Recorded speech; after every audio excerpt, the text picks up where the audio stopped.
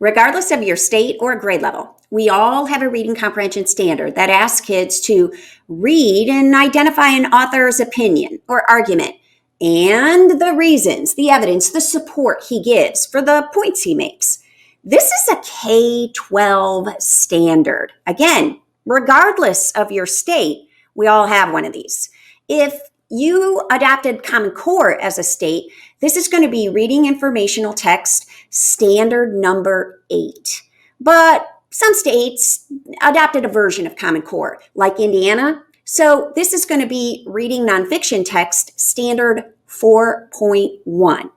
Now, regardless of the number, the standard, here's what you're looking for. You're looking for the one that asks kids to read and identify the reasons an author gives to support his points, or trace and evaluate an argument the author makes. That's what you're looking for. And the bigger picture behind this standard is we're growing lifelong readers. And we know we read a lot of opinion-based text. Think social media, think internet. There's a lot of people putting information out there on debatable and controversial topics, and they definitely give a position, and they have reasons, and they provide facts to support them.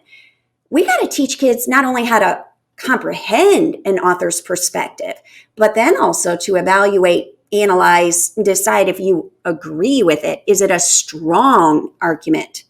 Okay, so when attacking this standard, even with 5-year-olds, I would come at it by pointing out there are kind of 3 big parts to tracing, summarizing, retelling an author's argument or opinion.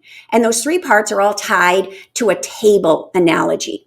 So I think of his overall position or opinion, the author's argument, as a tablecloth. It's over everything. It also comes right at the top of the text. Then we move into him giving reasons. Each reason or opinion, primary, is supported with facts or details. Now, those details might be in the pictures or visuals. Those details might be in the form of quotes or statistics, but nonetheless, they back them up. So these 3 parts of position, okay, reason, and evidence. Again, read your standard, because it might not be the position, but the belief or the claim the author is making. Others will call reasons claims.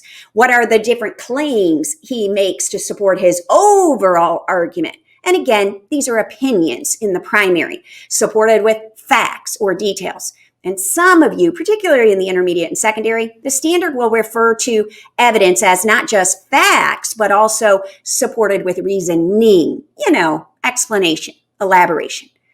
Are you seeing the 3 parts we need to teach the kids? They need to be able to read opinion-based text and say, here's the author's overall position. And for every reason he gives, here are the legs of support, the facts, the details he gives to explain his thinking. That's what students need us to teach them how to do.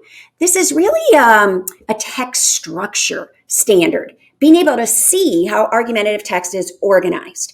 Primary, use simple picture books initially. Opinion-based, character perspective picture books. What is the ant's overall position? Don't squish me.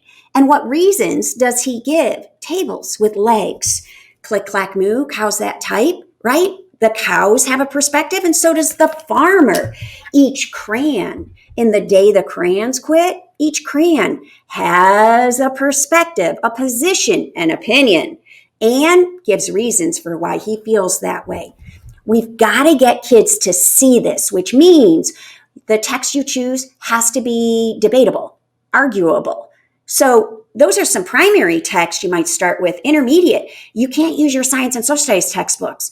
No, you need something with bias and perspective. So think of some of those Newsela articles. Or in Scholastic News or Weekly Reader, there's that Perspectives Corner, procon.org, upper grades, TV commercials, speeches, essays.